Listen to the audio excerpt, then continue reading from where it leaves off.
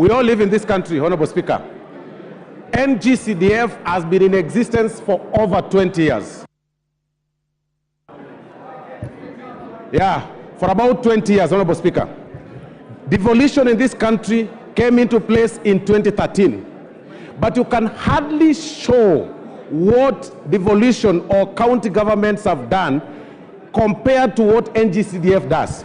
Honorable Speaker, it's important for us to also to be very factual. Some of these governors that we are defending so much, that we are or county governments that we are defending to have a lot of money, cannot even spend the amount, cannot even spend the entire amount whenever they get it. We are getting into the closure of the financial year, but you'll realize that some governors have not even spent a quarter of the amounts that they got when the financial year started. I mean, really, here we are debating on how we can be able to add them more funds for roads when we all live in this country that governors do not even do roads, or the county governments are not working.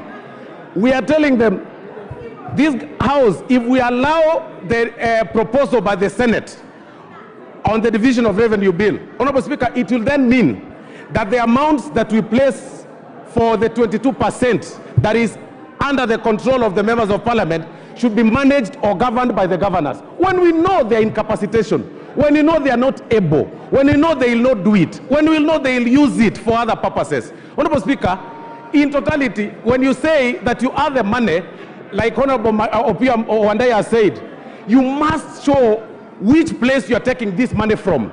Who are you subtracting to add for the county revenue? Which person are you subtracting?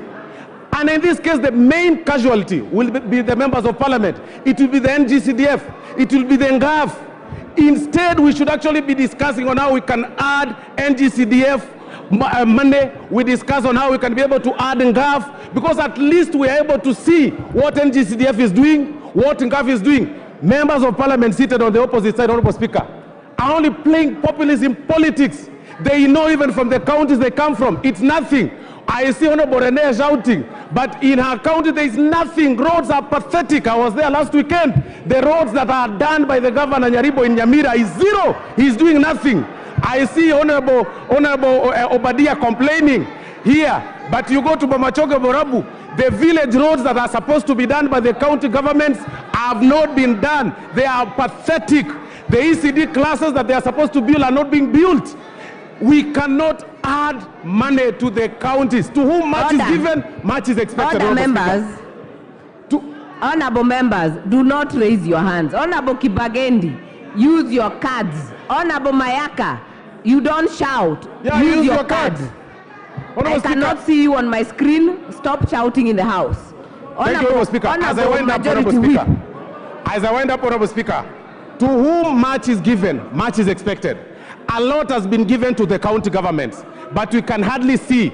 You will need a microscope to identify what governors do.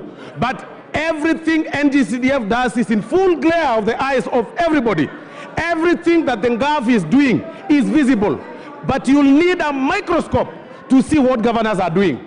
You see classes being built by NGCDF across the country.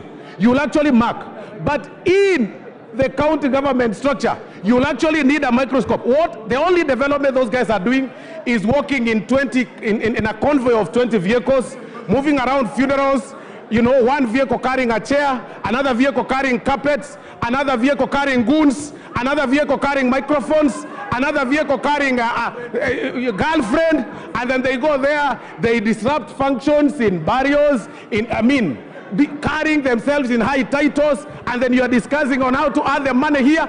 Governors should be subtracted money, not being added. And that subtraction should come to NGCDF and NGAF. And for that reason, Honorable Speaker, we reject the proposal by the Senate on the division of revenue bill. Thank you, Honorable Speaker. Thank you. Okay, honorable members, I will then give the member for Migori